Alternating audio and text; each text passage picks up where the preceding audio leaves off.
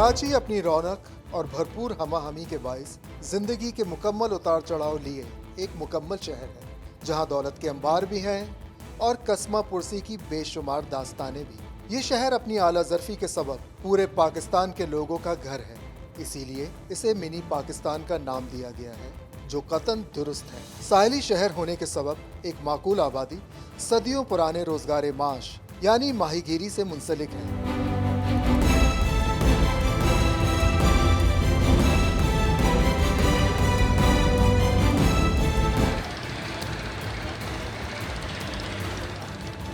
माहीगीर अपना और अपने खानदान का पेट पालने के लिए हर किस्म का खतरा मोल लेते हैं। माहीगीरों का यही जरिया माश मुल्क की तरक्की और कई लोगों को रोजगार फराहम करने का जरिया भी है।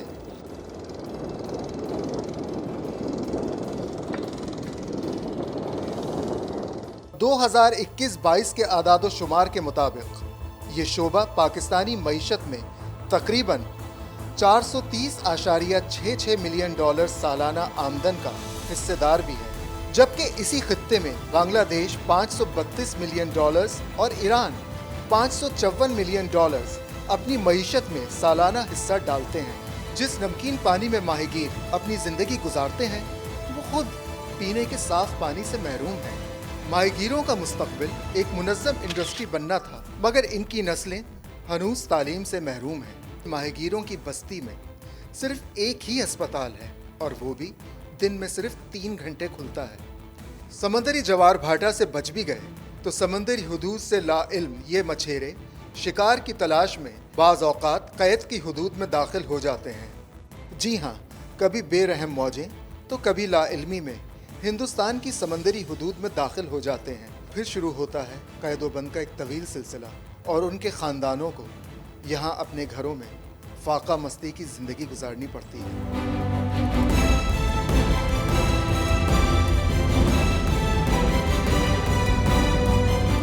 इस वक्त हम एक ऐसे घर में मौजूद हैं जहाँ के सरबराह भारतीय कैद में थे और बदकिस्मती ये है कि उनका बेटा भी इस वक्त भारतीय कैद में है। वहाँ पर इनके साथ क्या हुआ, कैसे वापस आए, ये उन्हीं से जानते हैं इनका बेटा इस वक्त किस हालत में होगा। मोहम्मद साबिर साहब, कितने साल पहले आप भारतीय कैद में थे? 8 साल का पहला मैंने जेल में था। 8 साल का बाद ये पहला हमारे को दिए कि उधर 2.5 साल हम लोग जेल में कटा। 2.5 साल का बाद हम लोग को पाकिस्तान का और इंडिया का तबादला में हम लोग को लेके आया। हम लोग आने का टाइम थे ना 88 बंदा लेके आया। अच्छा, भारत में जब आपको जो गिरफ्तार किया वो कहाँ से किया था? वो पाकिस्तान का अंदर से लेके गया। हम लोग पाकिस्तान का अंदर वो इंडिया का बॉर्डर आरो 1-1.5 माइल दूर था, वो अंदर आके हम लोग को लेके। और कितने लोगों को गिरफ्तार किया था? हम लोग एक साथ 7 बंदा। खाने में आपको क्या देते थे? खाने में 2 रोटी देता है, ठीक है, और सुबह इतना चना देता है, नहीं है तो मूंगफली देता है। जब आप वहाँ कैद में थे तो आपका अपने घर वालों से रब्ता हुआ? नहीं, रब्ता हुआ नहीं। 1 साल 1.5 साल का बाद 2-3 महीना रब्ता किया था। 3 महीने के बाद तो रब्ता नहीं था। अच्छा, फिर आपका जो बेटा है उसका ज़रा बताएं। उसका क्या बताए, हमको क्या बोलूं। उसको मैं बोल रहा, हम बोलते समुद्र जाओ, नहीं तुम नहीं जाओ समुद्र। वो समुद्र चला गया, हमको भी पता नहीं। बगैर बताया गया था आप? हाँ, मेरे को नहीं पता, मैं समुद्र में चला गया था। ये दूसरा का किश्ती में चला गया, हमको पता भी नहीं था। अच्छा, कितना अर्सा हो गया पकड़े हुए? ये अभी 5 साल हो गया। 5 साल में आपका उससे कोई रब्ता हुआ? नहीं हुआ। कोई बातचीत नहीं हुई? नहीं। हमारा बेटा का आवाज भी सुना नहीं है मैंने। कोई एम्बेसी ने आपसे रब्ता किया? नहीं, इधर कोई एम्बेसी में भी रब्ता नहीं किया। कोई हुकूमत का बंदा आके इधर हम लोग को से पूछा भी नहीं तुम लोग क्या कर रहे हैं। तो आपका बेटा जो वहाँ पर कैद में अकेला है और लोग भी थे कश्ती में? और भी था, वो भी 7 बंदा था। बेटे की याद आती है? और बिल्कुल याद आता है, रात को आँख का पानी निकलता है। वो याद आ गया तो मैं नहीं बोल सकते थे, बात नहीं आता है।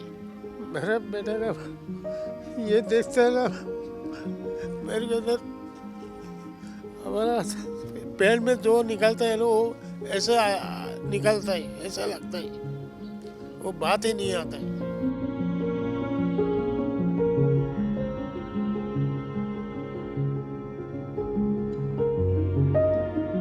आपको कितने दिन बाद पता चला कि आपका बेटा भारतीय कैद में है? 15 दिन का बाद। आपको क्या उम्मीद है अब? मेरा बेटे का वक्त आने का उम्मीद है। मेरा बेटा कब आएगा, ये इंतजार में बैठा हो। हौसला रखें, हौसला रखें। आपके शौहर वापस आए थे ना? हाँ, वो तो 2.5 साल का बाद आया, अभी तो 5 साल हो गया। क्या उम्मीद रखूं, मेरे बेटे से कोई राब्ता भी नहीं हुआ। इंशाल्लाह आपका बेटा भी वापस आ जाएगा। अब आप किसी से कुछ अपील करना चाहती हैं, दरख्वास्त करना चाहती हैं? मेरा बेटे को रिहाई कर दो। ये उम्मीद लेके बेटा, मेरा बेटा कब आएगा, कब आएगा। मेरा बेटा आ जाएगा, इस महीना नहीं उसी महीने में आ जाएगा, 2 महीने में आ जाएगा। अभी 5 साल हो गया रहा, 5 साल के बाद भी कोई उम्मीद नहीं रहा मेरे बेटे का। कोई खबर नहीं है, कोई राब्ता नहीं है, कोई फ़ोन नहीं किया, कोई पूछने नहीं आया मेरे बेटे के बारे में।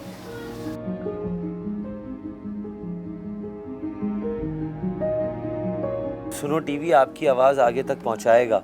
आप बताएं कि आपकी आवाज़ आप किससे दरख्वास्त किससे करना चाहते हैं? हम लोग हुकूमत से दरख्वास्त करते हैं, हुकूमत ने हमारा माहीगीर को तबादला करना है, हमारा बेटा हम लोग को पास आना है, बस ये चाहता हूँ। कैसी हो बेटा? मैं ठीक हूँ। भाई को देखे हुए कितने साल हो गए? 5 साल से ज़्यादा हो गए भाई को देखते के। भाई की याद आती है? बहुत आती है। हमारे भाई को जल्दी जल्दी रिहा कर दें। भाई खिलाता था? बहुत प्यार करता था हमें, वो जाने के बाद कोई भी नहीं करता। बहुत ज़्यादा याद आती है? बहुत ज़्यादा याद आते हैं हमें। कब बहुत याद आती है भाई की? रात को नींद भी नहीं आती, भाई के अलावा बहुत रोते हैं हम। भाई दोबारा चाहिए वापस? चाहिए हम भाई। दरख्वास्त करोगी? जी, लोगों से बोलोगी कि मेरे भाई को वापस ले आओ?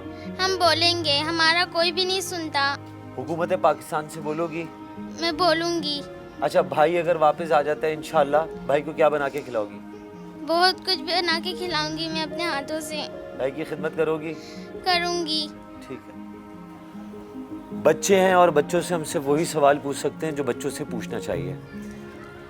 इस घर की सूरत हाल आपने खुद देखी। 18 साल की उम्र का सबसे बड़ा बेटा, अकेला कमाने वाला, सिर्फ शिकार पे इसलिए गया था कि शिकार पे जाएगा और इन पैसों से वो बाइक ख़रीद लेगा। ज़िंदगी में पहली मर्तबा शिकार पे गया और पहली मर्तबा जाते ही भारतीय कैद में चला गया।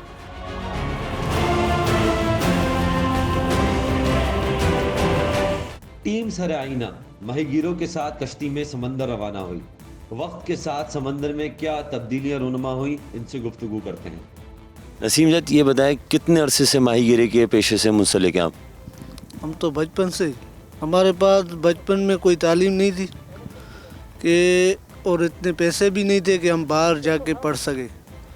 क्योंकि जब हम बचपन से जाते हैं, बाहर जाते हैं, तो इतना लाते हैं कि घर का गुजारा हो सके। बचपन में जब ये समंदर देखा और अब देखा, फ़र्क है या वैसा ही है? बहुत फ़र्क है।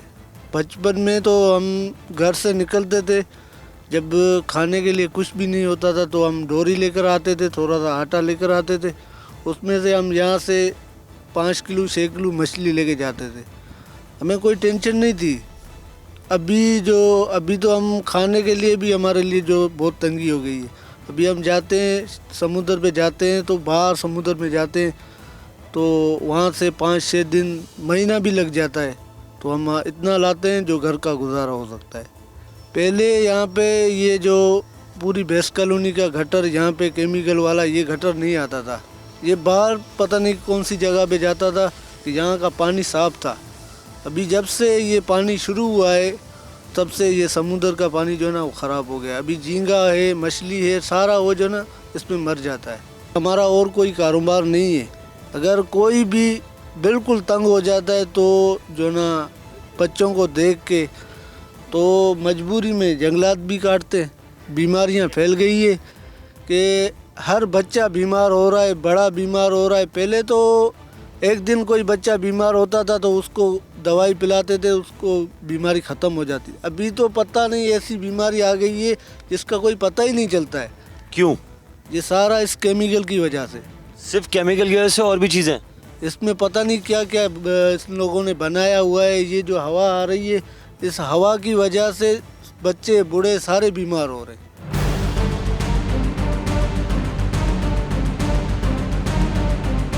बच्चों की तालीम कहाँ से कर रहे हो, इलाज कहाँ से करा रहे हो? कोई अस्पताल नहीं है हमारे पास, कोई स्कूल नहीं है, कोई हमारे पास ऐसा मसला नहीं है। समंदर में, जब खुले समंदर में आप जाते हो, समंदर में कुछ हो जाए तो जवाबदेह कौन होगा? जवाबदेह हम खुद ही होंगे। कोई पीछे पैसे देने वाला है? कोई नहीं है, कुछ भी नहीं है। कोई घर वालों को संभालने वाला है? कोई नहीं है। क्यों? ये जो हम तैरते हैं ना, वो पानी आ जाता है मुंह में, आंखों में, फिर हम तैर नहीं सकते। ये शदीद गंदा पानी है? शदीद गंदा पानी है। इस पानी की कभी सफाई हुई है? नहीं, कोई सफाई नहीं हो रही है। कितना कमाते हो आप? कभी 5,000 भी आ जाते हैं, कभी 6,000 हफ्ते में। यहाँ पर सारी सहूलतें इस इलाके में? नहीं, यहाँ तो हमारे पास तो अस्पताल भी नहीं है, स्कूल भी नहीं है, कॉलेज भी नहीं है, और यहाँ पे हमारे गोट में गंदा पानी आ रहा है, इसके लिए भी कोई सहूलियत नहीं है, कोई पूछने वाला भी नहीं है। और यहाँ पे जो बीमार होते हैं उसके लिए भी हम गाड़ी मंगवाते हैं, फिर जाते हैं बाहर से इलाज करवाने। बाकी हमारे गोट के यहाँ पे कुछ भी सहूलियत नहीं है। हम तो रह रहे हैं 2001-2002 से रह रहे हैं, लेकिन इधर हमारे पास कोई सहूलत नहीं है। पूरी कश्तियाँ बस्तियाँ इस पानी के अंदर ख़त्म हो गई है। ये देख गटर है, पूरा गटर है, ये मिट्टी नहीं है, ये पूरा गटर है। ये देख कैसे हम लोग कश्ती सफ़ा करें, कैसे हम लोग जाए इसके अंदर। पहले इतनी मच्छी थी, इतने झींगे थे, अभी कोई भी सहूलत नहीं है। यहाँ स्कूल है? कोई स्कूल भी नहीं है। समंदर में क्या फ़र्क आया? समंदर में ये फ़र्क आया, जब ये गोबर का पानी आया ना, ये जो भैंसकालू का पानी यहाँ छोड़ा उसने, इसी वजह से मछली और झींगे में बहुत फ़र्क आता है। आपके माहीगीरों में से कोई ऐसे लोग हैं जो इंडिया में कैद हों? बहुत है। कितने साल से कैद है तकरीबन? उसको मैंने कहा 40-50 साल हो गया। वापस नहीं आए? वापस नहीं है, उसका लाश आता है इधर हमारे पास। कितनी मरतबा ऐसा हुआ है कि वहाँ से लाशें आई हैं? बहुत मरतबा हुआ है। अभी के समुद्र में, पहले के समुद्र में ज़मीन आसमान का फ़र्क है। क्या फ़र्क आया?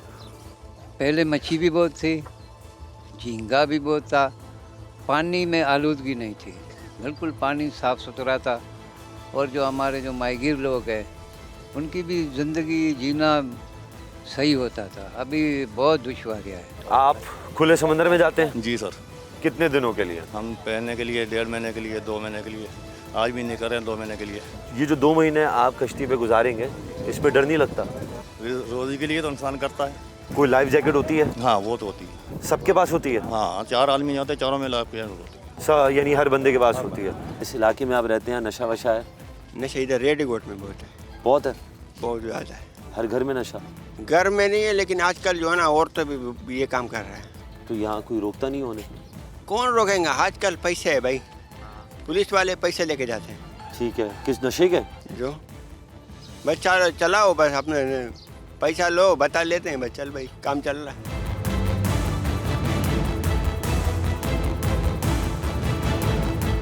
कोई फैसिलिटी नहीं है यहाँ पे, न पानी है पीने का, न गटर सिस्टम है, न स्कूल है, न हॉस्पिटल है, कुछ भी नहीं है खलीफा पाड़ा के अंदर। ये खलीफा पाड़ा ही है जिसमें आप खड़े हो। अच्छा, यहाँ पर एक सरकारी अस्पताल स्कूल है? तो स्कूल ये खाली इधर से आप कोने में गुजरे हैं ना, यही बने हुए, बाकी कुछ भी नहीं है इस एरिया में।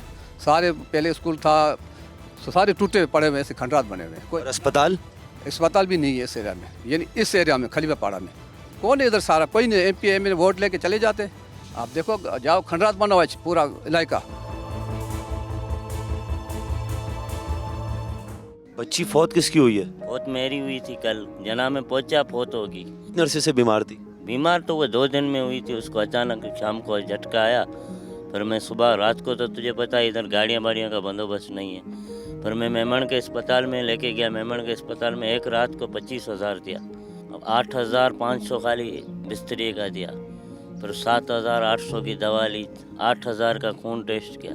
फिर उसने सुबह बोला जना पे लेके जाओ। फिर सुबह जब जना पे लेके गया, गाड़ी देर से मिली, जना से आया, पहुंचा नहीं तो जना से पहले उसने दम दे दिया, जान छोड़ दी। कभी अगर यहाँ पर करीब अस्पताल होता तो बेटी बच सकती थी? बच सकती थी, लेकिन करीब अस्पताल ही नहीं है।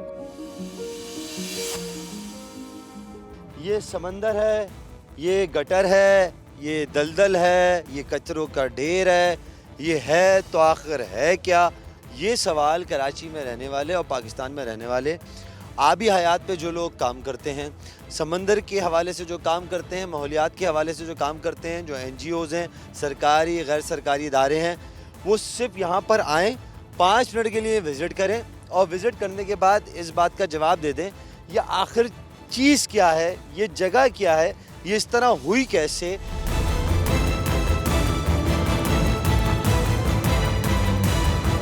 कराची की साहिली पट्टी के हवाले से बातचीत के लिए हमारे साथ यहाँ के समाजी कारकुन मौजूद हैं कमाल शाह साहब। कमाल शाह साहब, कितने अरसे से आप इस इलाके के मसाइल को उजागर कर रहे हैं?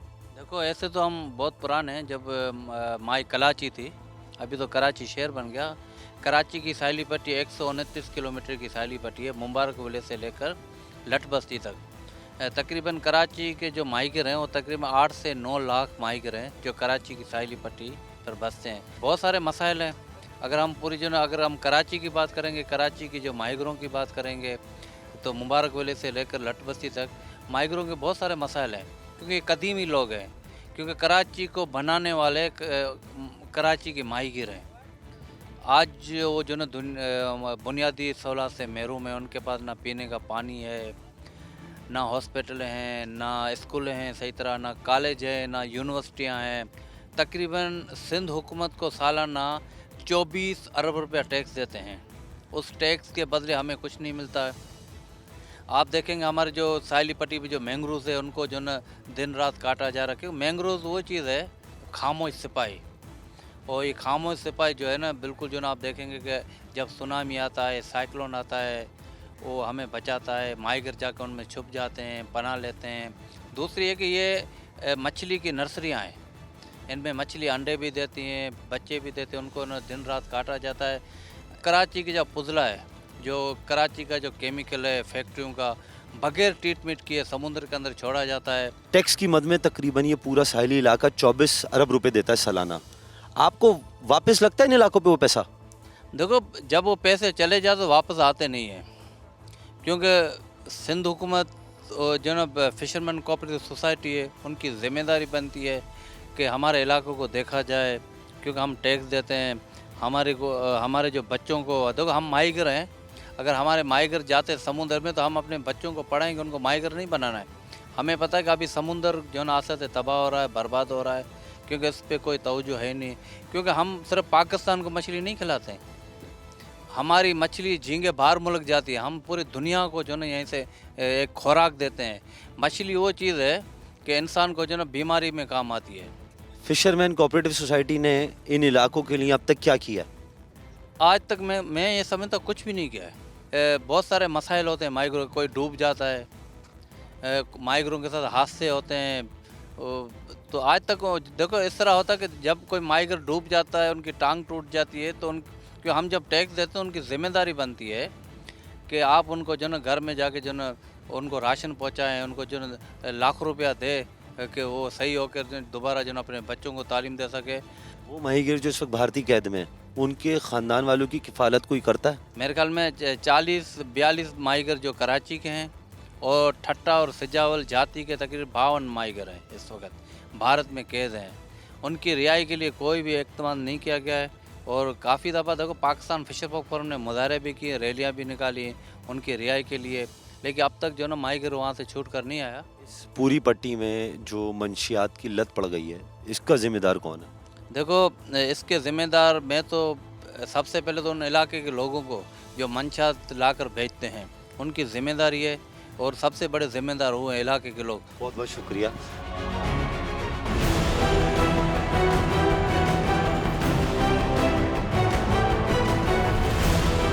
सिंध गवर्नमेंट हॉस्पिटल रेडी गोट, ये हॉस्पिटल बड़ा शानदार है। उसकी वजह यह है कि अभी शाम के 6 बज रहे हैं और ये हॉस्पिटल पूरी तरह बंद हो चुका है। आप देख सकते हैं ये हॉस्पिटल जो है रेडी गोट के जो माहीगीर हैं उनके लिए बनाया गया है, लेकिन क्या माहीगीर की जो तबीयत है वो सिर्फ सुबह में 3 घंटे के लिए ख़राब हो सकती है, जिसमें 9 से 12 बजे तक का टाइम है। आप इस बिल्डिंग को देखें गौर से, इस पे करोड़ों रुपए खर्च हुए हैं। यहाँ पर एम्प्लॉय हैं जिनकी लाखों रुपए तनख्वाह जाती है। यहाँ पर और भी बजट अप्रूव होते हैं, लेकिन हॉस्पिटल 24 घंटे नहीं चलता, ना ही 12 घंटे चलता है। हॉस्पिटल सिर्फ 3 बजे चलता है, सुबह 9 से 12 तक चलता है। उसमें भी इस हॉस्पिटल में पूरी सहूलियात नहीं है। यहाँ रेडी गोट में अगर आप बाहर मकामी लोगों के पास जाएं तो उनके इल्म में ही नहीं है कि कोई ऐसा अस्पताल है जो उनके लिए बनाया गया है, जो उनका इलाज करता है। बल्कि वो तो ये समझते हैं कि उनके लिए कोई अस्पताल ही नहीं है, कोई सेहत की उनके लिए सहूलियात ही नहीं है। तो आप इस सिंध गवर्नमेंट हॉस्पिटल रेडी गोट की कारकर्दगी का अंदाज़ा इन चीज़ों से लगा सकते हैं। इतनी शानदार बड़ी बिल्डिंग है, इतना अच्छा इलाका है, इतना अच्छा एरिया है। यहाँ रेडी गोट छोटी सी जगह है, यहाँ के लोगों के लिए ये जगह बहुत है। अगर ये अस्पताल सही तरह चले तो यहाँ के लोग, मकामी आबादी के लिए ये काफ़ी होगा।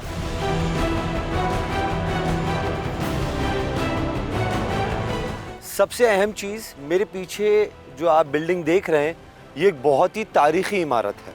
तारीख़ी इमारत इस हिसाब से है कि सिंध हुकूमत चाहती है कि इस इमारत को मोहनजोदाड़ो के साथ लाके खड़ा कर दे। 2007 से शुरू होने वाला ये कॉलेज 2022 में वैसे का वैसा ही है। हमने अभी एक मंज़र अलग देखा। दूसरा मंज़र ये है कि जो तालीम हासिल करना चाहता है वो बंद बिल्डिंग में आके क्या करेगा, जो पढ़ना चाहता है उस बिल्डिंग में आके क्या करेगा, जो आगे बढ़ना चाहता है इस बिल्डिंग में आके क्या करेगा, जो इंटरमीडिएट करके यूनिवर्सिटी में जाना चाहता है वो इस बिल्डिंग में आके क्या करेगा। लेकिन सिंध हुकूमत को, इंतज़ामिया को सलाम है।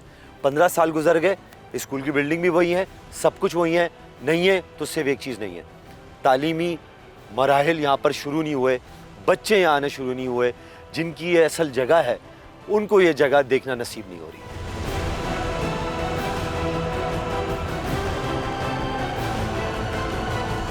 नाजरीन, इस वक्त हमारे साथ secretary livestock and fisheries Sindh मौजूद हैं, तमीज़ुद्दीन खेरो साहब, माहीगीर। उनकी ज़िंदगी और उनके मसाइल, तालीम नहीं है, स्कूल नहीं है, अच्छा वहाँ पर सही डिस्पेंसरी अस्पताल नहीं है, पीने का साफ़ पानी नहीं है, ये इनके साथ ज़्यादती नहीं है? देखें, ये गवर्नमेंट के लिए मुमकिन नहीं है कि हर एक कम्युनिटी को जो है इतनी फैसिलिटीज़ दे सके। तो गवर्नमेंट ने हॉस्पिटल्स तकरीबन हर छोटे बड़े गाँव में बनाए हुए हैं। इसके अलावा अगर आप स्कूल्स में जाएं तो सिंध में कोई 50,000 के करीब स्कूल्स बने हुए हैं। वहाँ पे उसको तालीम मिल सकती है और इलाज भी मिल सकता है। सी फिशरमैन जो है, समंदर पे काम करने वाले, उनके लिए कोई ऐसी अभी नहीं बना सके रेजिडेंशियल कॉलोनी, लेकिन उनको रेडी में और इब्राहिम हैदरी में जितना हो सकता है उनको गवर्नमेंट फैसिलिटेट कर रही है। ठीक। अच्छा, अभी जो कराची की साहिली पट्टी है, ये एक सवाल है कि जो माहीगीरों के जो अहले खाना है वो एक बड़ी ख़तरनाक लत है मंशियात, जिसमें हेरोइन और आइस।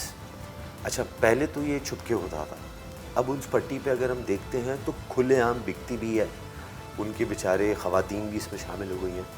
क्या फिशरीज़ डिपार्टमेंट में मछलियों के हवाले से, इस हवाले से कोई स्टेप लिया या मुतल्लिका इदारों को बाखबर किया, क्योंकि उनकी नस्ल तबाह हो रही है?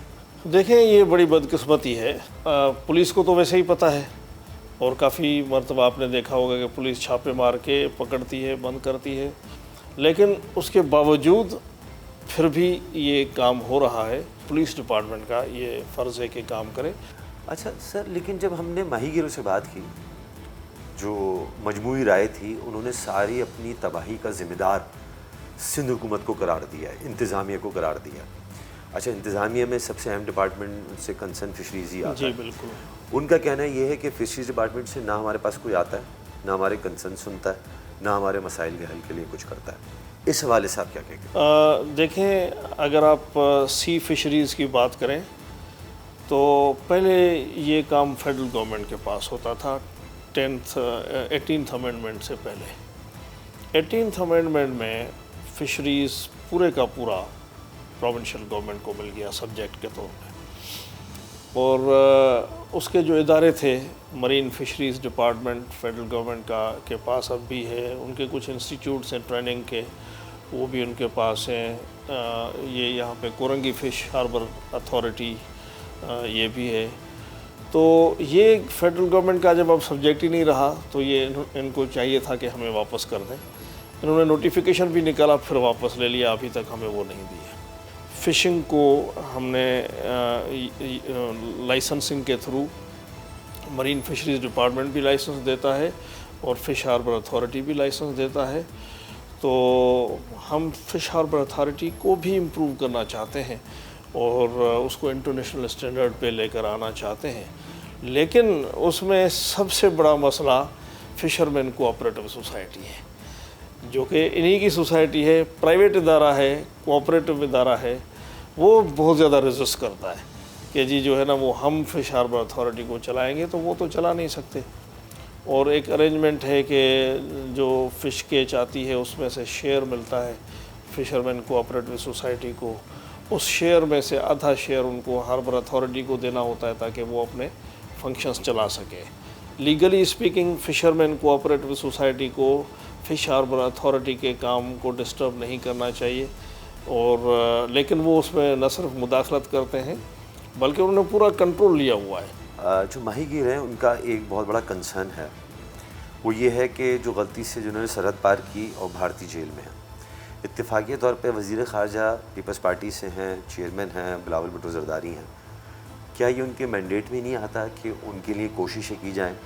फ़िशरीज़ डिपार्टमेंट ने उनकी रिहाई के लिए कितनी कोशिश की है? देखें, ये जो पाकिस्तानी सरहद क्रॉस करके इत्तेफाक से गलती से चले जाते हैं इंडियन हद में, या इंडिया वाले उनको पाकिस्तानी हद से पकड़ के कहते हैं कि जी ये इंडिया की हद में आ गए, तो ये बड़ी बदकिस्मती की बात है। इंडिया वालों को इनको पकड़ना नहीं चाहिए, उनको वार्निंग दे के छोड़ देना चाहिए कि भाई ये यहाँ से हद है, यहाँ से आप क्रॉस ना करें।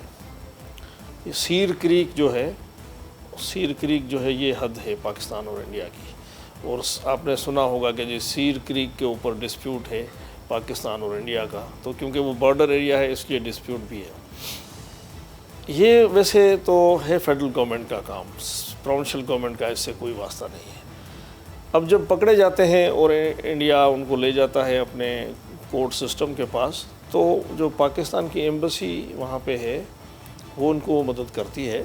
अच्छा सर, फ़िशरीज़ डिपार्टमेंट का कोई ऐसा मैकेनिज़्म है कि जो फैमिलीज़ के माहीगीर इस वक्त बीमार हैं, माजूर हो जाते हैं, दूसरे मुल्कों में कैद में चले जाते हैं, उनकी फैमिली को कोई वजीफ़ा दिया जाए? कोई मैकेनिज़्म नहीं।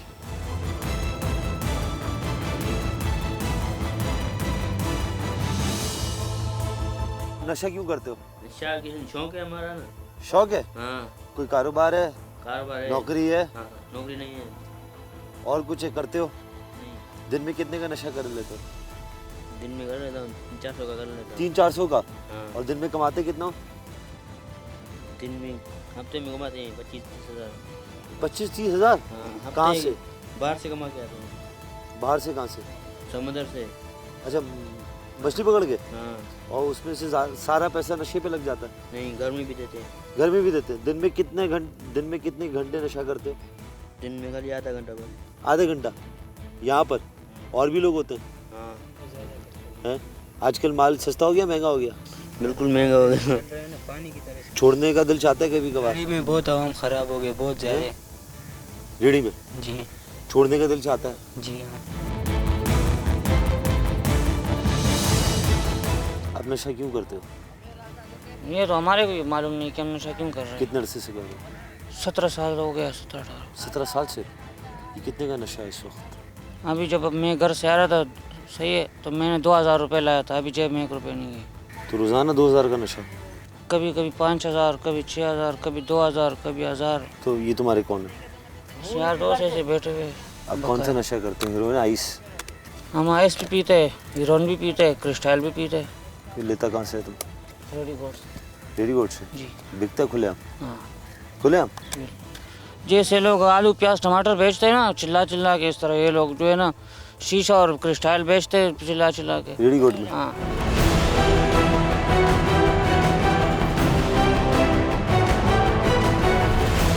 सिद्दीक चौधरी साहब, आप फिशरमैन कोऑपरेटिव सोसाइटी के तर्जुमान हैं, ये बताइए कि माहीगीर आज जो इस हाल में पहुँचे हैं उसका ज़िम्मेदार कौन है?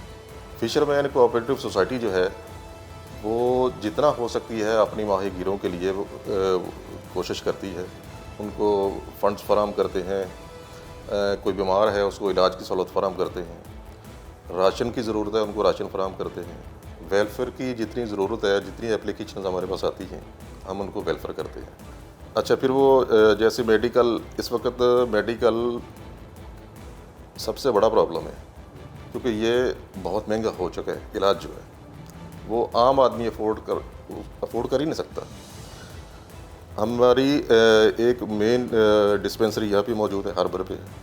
फिर हमने जजीरों पे डिस्पेंसरीज खोली हुई हैं।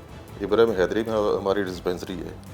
फिर इसी तरह एजुकेशन भी अब सस्ती नहीं है। हमने मुख्तलिफ इलाकों में अपने स्कूल खोले हैं। माहीगीर बच्चे वहाँ पे मुफ्त तालीम हासिल करते हैं, किताबें उनको मुफ्त दी जाती हैं।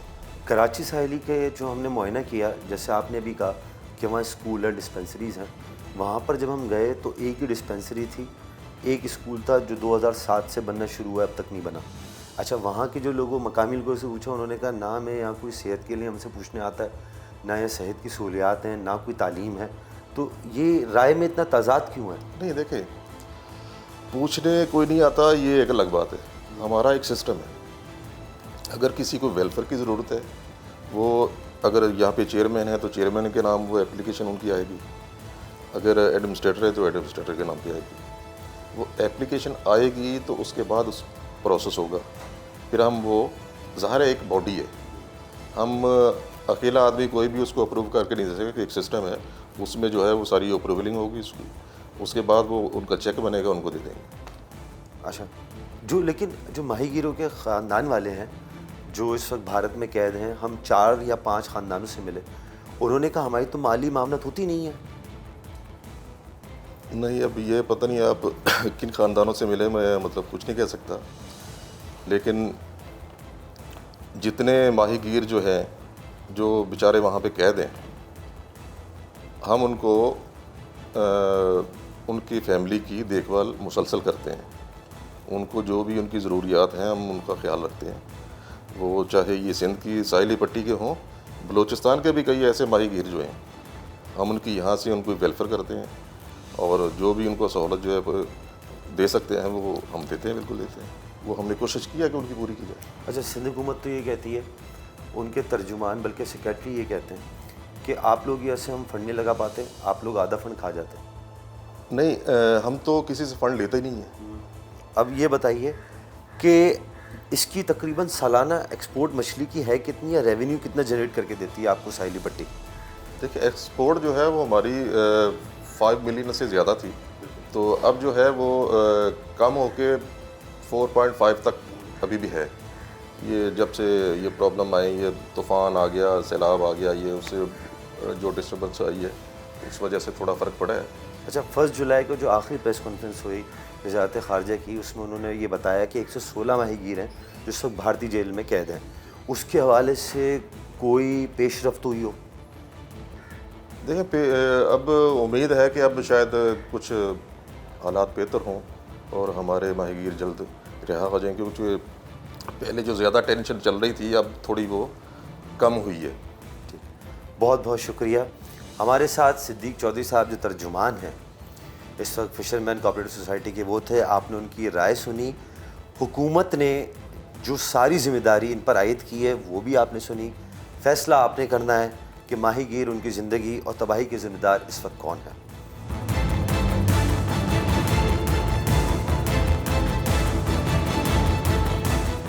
तकरीबन 350 किलोमीटर की साहिली पट्टी, उनके मसाइल, गैर सरकारी और सरकारी लोग जो इनका होने का दावा करते हैं, उनके बयानात हमने आपको दिखाए। यहाँ के मसाइल आप शायद इस शो के बाद जान चुके होंगे। ना तालीम है, ना बिजली है, ना सेहत है, ना साफ़ पीने का पानी है, और सबसे बड़ा मसला यहाँ मंशियात का है। सरकारी जितने लोग हैं वही दावे करते आए, वादे करते आए, वही उम्मीद दिलाते हुए कि यहाँ बेहतरी आएगी, लेकिन जब हमने आपको सूरत हाल दिखाई हर मसले से मुतल्लिका लोगों की बात सुनाई, तो शायद ये लगने लगा कि यहाँ का मुस्तकबिल बदतरीन होता जा रहा है। हमने आपको यहाँ पर उन लोगों से मिलवाया जो भारतीय जेल से छूट कर आए हैं और उनके अहले खाना से भी जो इस वक्त भारतीय जेल में मौजूद हैं। यहाँ के लोग पुरुमीद नहीं हैं। यहाँ के लोग ये नहीं जानते कि उनके लिए जो आवाज़ उठाते हैं वो कौन लोग हैं, क्योंकि वो यहाँ कभी आते ही नहीं। ये साहिली पट्टी बड़ी कीमती है, ये तबाह होती जा रही है, ये ख़त्म हो जाएगी, इनका कारोबार ख़त्म हो जाएगा, इनकी नस्ल ख़त्म हो जाएगी, क्योंकि मंशियात यहाँ गली गली मोहल्ले में आम हो चुकी है। लेकिन मिलता क्या है? सिर्फ झूठे वादे, झूठे आसे। इसी के साथ अपने मेज़बान अब्दुल जमाल को दीजिए इजाज़त। अगले हफ्ते सरे आईना में दोबारा मुलाकात होगी। फ़ी अमान अल्लाह।